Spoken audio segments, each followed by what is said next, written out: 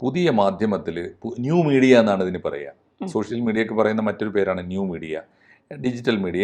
എന്ത് പേരിട്ട് വിളിച്ചാലും അതിൽ സ്വകാര്യം എന്നൊന്നില്ല. നമ്മുടെ കുട്ടികൾക്ക് പലപ്പോഴും അബദ്ധം പറ്റുന്നത് വാതിലടച്ചിട്ട് ലാപ്പ് തുറന്നു വെച്ചിട്ട് ഇൻ്റർനെറ്റിൽ കയറിയാൽ എല്ലാം സ്വകാര്യമാണെന്നാണ്.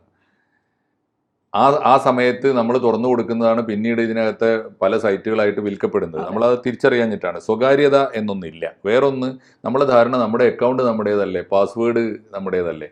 ഇതേ സോഷ്യൽ മീഡിയ നമുക്ക് പ്രദാനം ചെയ്യുന്നുണ്ട് ഏത് പാസ്വേഡും ഡീകോഡ് ചെയ്യാനുള്ള ഫോർമാറ്റ് കൂടിയുണ്ട് ഇതേ സോഷ്യൽ മീഡിയയിൽ.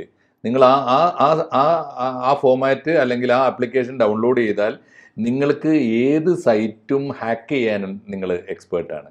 എന്നുവെച്ചാൽ നിങ്ങളെ ഹാക്കിംഗ് പഠിപ്പിക്കുന്ന, സോഷ്യൽ മീഡിയയുമായി ബന്ധപ്പെട്ട എല്ലാ സൈബർ കുറ്റകൃത്യങ്ങളും പഠിപ്പിക്കുന്ന ആപ്ലിക്കേഷൻസ് അതേ സോഷ്യൽ മീഡിയയിൽ നിങ്ങളുടെ കാശ് കൊടുത്ത് നിങ്ങൾ വാങ്ങി വെച്ചിട്ടുണ്ട്. അതുകൊണ്ട് സ്വകാര്യത എന്ന് പറയുന്ന ഒന്നില്ല. ഇനി പോസിറ്റീവായിട്ടുള്ളൊരു കാര്യം, ഇപ്പോൾ ഗൂഗിൾ ട്രാൻസ്ലേഷൻ ലഭ്യമാണ്. ലോകത്തിലെ നമ്മളെ കയ്യിലുള്ള മെറ്റീരിയൽ ഞാനിപ്പോൾ ഏറ്റവും ഒടുവിൽ കണ്ട ഡാറ്റ വെച്ചിട്ട് 40 ഭാഷകളിലേക്കെങ്കിലും ഒരേ സമയം ലഭ്യമാണ്. അപ്പോൾ മലയാളമല്ലേ, നമ്മൾ മലയാളത്തിലല്ലേ പറയുന്നത്. ഞാനും തന്നെയും മലയാളത്തിൽ പറയുന്നത് ഹൂത്തികൾക്ക് എങ്ങനെ മനസ്സിലാവും, യമനികൾക്ക് എങ്ങനെ, അറബികൾക്ക് എങ്ങനെ മനസ്സിലാവും എന്ന് ധരിക്കേണ്ട യാതൊരു കാര്യമില്ല.